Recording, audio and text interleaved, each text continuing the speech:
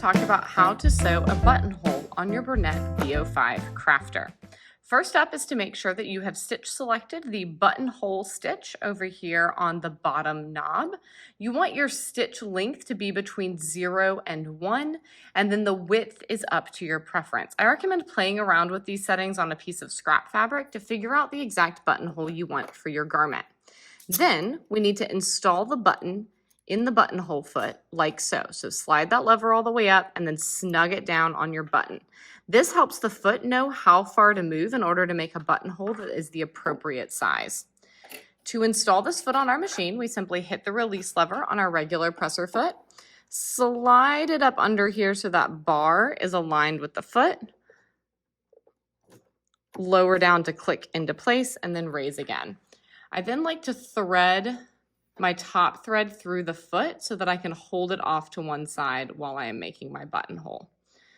This is always an unnecessarily difficult step, but one that is going to make the final project a lot tidier in the end. All right.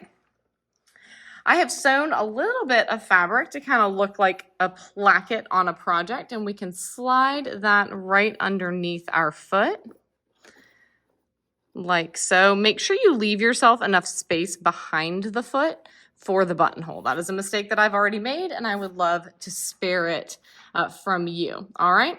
The last step before we begin is to reach behind the needle threader. This is the needle threader. Reach one more lever back, pull that little buttonhole switch back, and push it back. This tells the foot that we are at the start of our buttonhole. All right. We will need to reset this part every time we start a new buttonhole.